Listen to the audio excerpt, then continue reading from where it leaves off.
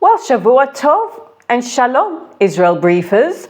I am Rolene Marks. This is the Israel Brief, which if you are new, you join our International Israel Brief community every Monday to Thursday, where we take a look at those headlines making the top stories here in Israel. We do it because, hey, you're not going to hear it in the mainstream media, will you? I doubt it. Anyway, the Israel Brief is brought to you in partnership with these guys, Lay of the Land, and we have the most phenomenal community. A community so smart that every single day I get a question about something pertaining to Israel or Judaism, sometimes even to my self-care, but hey, I'm here for that as well. And if you would like to pose your question, you can always pop it in the comment section below or be in touch with us via our website. And just a reminder that every Thursday I announce the Mensch and the Moron of the week, and I do it with the help of you guys. It is a democracy here, and some of your nominations are really, really interesting, and the winners, so to speak, are chosen because of consensus. So that out of the way, it is day 416 of Israel's war with Hamas following the atrocities committed against Israelis and foreign nationals on the 7th of October. As I remind everybody, every single day, we still have 101 hostages held captive by Hamas in the Gaza Strip. We want them home now. It is also day 415 of Israel's war with Hezbollah. If you recall, Hezbollah started to fire on Israeli communities in the north of the country on the 8th of October. So the days are plodding on, and we want to see our hostages returned home immediately, and we want to see a situation on our northern border that our communities there can be returned safely to their homes. So with that in mind, that brings us to the top story of today, and is a ceasefire with Hezbollah imminent in the next couple of days. According to unnamed Israeli officials, this is the case. So I'm going to read to you what the sticking points are.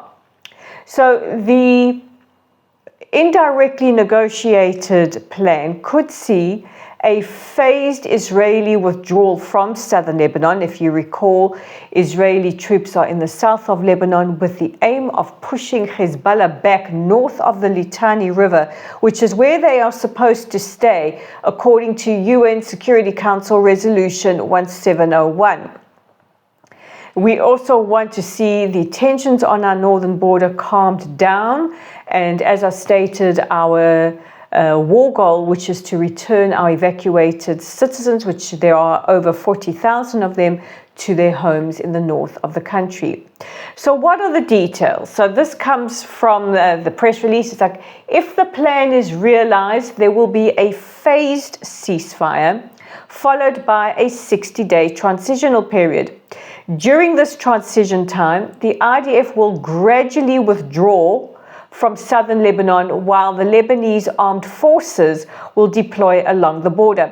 Now, what Israel wants is a buffer zone created between the Litani River and our northern border, where there is no Hezbollah presence, and where we're going to call it active troops or active forces, making sure that they don't encroach again.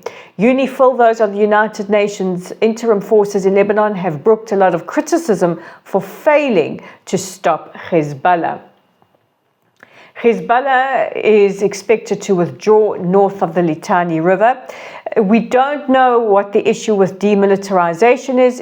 Demilitarization of Hezbollah is a condition of UN Resolution 1701, and what the sticking point is, who will monitor this? There are some murmurs that France wants to be involved, but France has taken a decidedly anti-Israel position over the last few months, and Israel does not want France involved there at all. France announced their decision last week that should the Prime Minister or the former Defence Minister fly to France, they will comply with the ICC and arrest them. This goes for the United Kingdom as well, and we can get into a whole discussion about the jurisdiction of the ICC and why they have issued these warrants. So that is one of the sticking issues at the moment, but hopefully we are getting closer to that. Meanwhile, yesterday, Hezbollah fired between 250 to 300 missiles towards central and northern Israel, causing a significant amount of damage.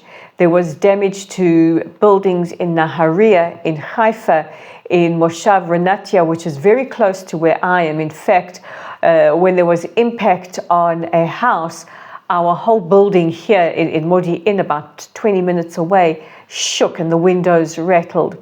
There was also impact in the Arab village of Tulkarem in the West Bank, and 16 people, including children, were injured as a result of the Hezbollah rocket. The IDF Home Front Command say about 541 warning sirens sounded in the space of about 12 hours. In retaliation, the Israeli Air Force have struck Hezbollah targets in the Basta neighborhood and in the Dahia in southern Lebanon.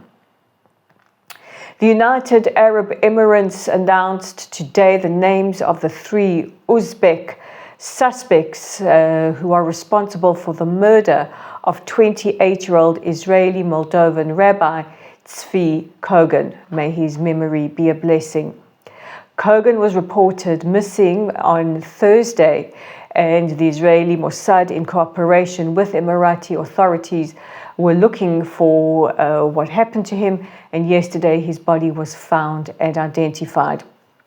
Rabbi Kogen was a Chabad rabbi, and if anybody is familiar with Chabad and my rabbi in South Africa, who I still consider my rabbi, even though I haven't lived in South Africa for a number of years, is Chabad, and they're known for their warmth, their love, their inclusion of everybody, their celebration of Judaism, and just for bringing so much light to the world.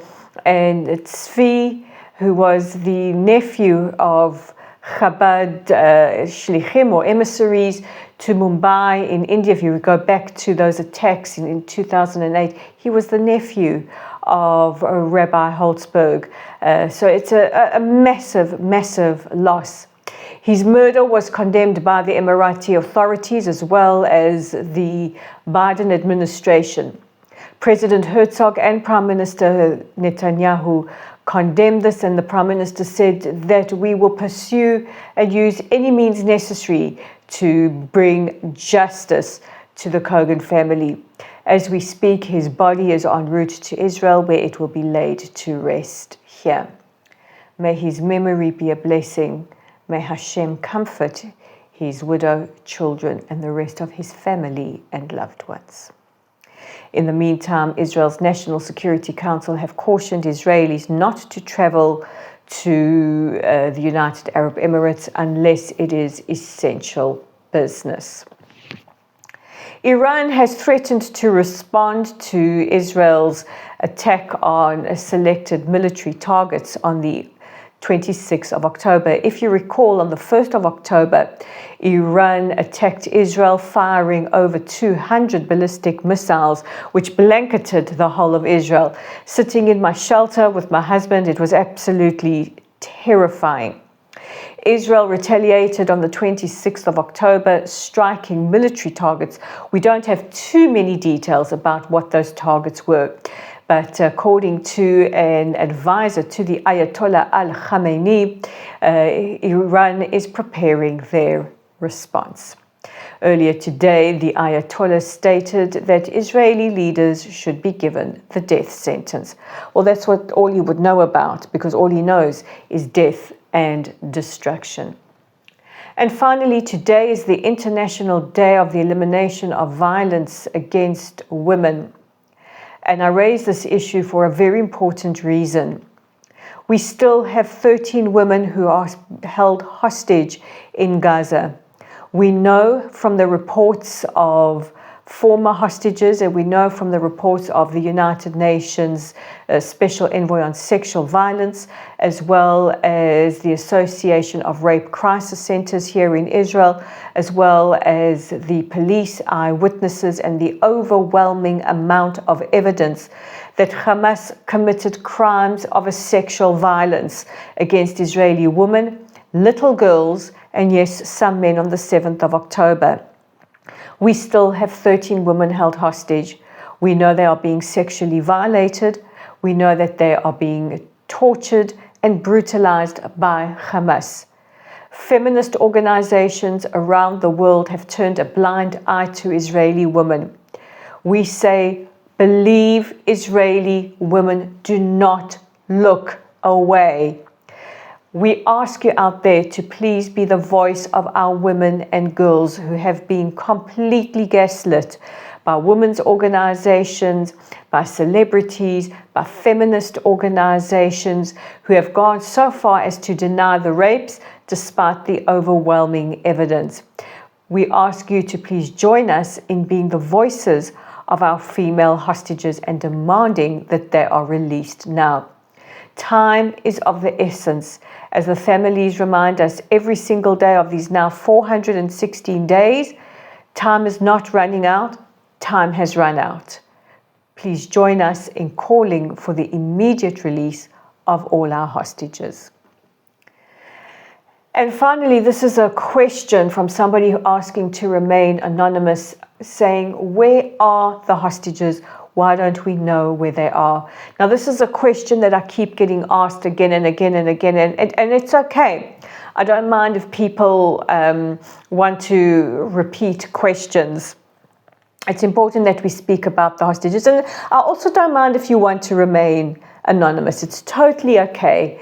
We're family here on the Israel Brief, and this is all accepted. And the reality is, you know, we don't know the precise location. We know that many of them are kept in the tunnels. We know that they are moved around many times.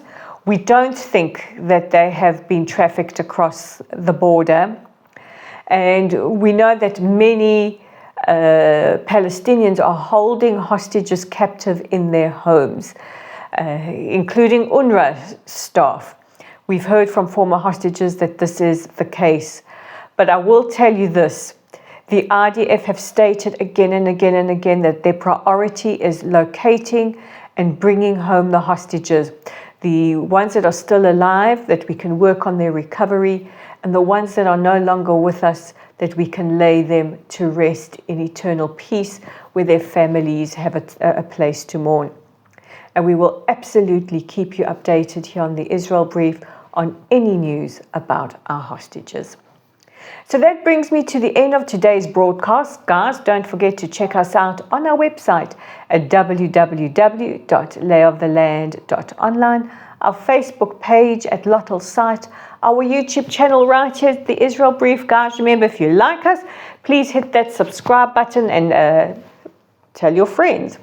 We are on Twitter at layoftheland5. Hey, I'm going to call it Twitter. I can't call it X. We are on Instagram at Rolene_Marks, on LinkedIn at Rolene Marks. Guys, God bless you all. Take care of yourselves. Take care of each other. Thank you for standing unwaveringly with us in these darkest times, and I will see you tomorrow. Bye for now.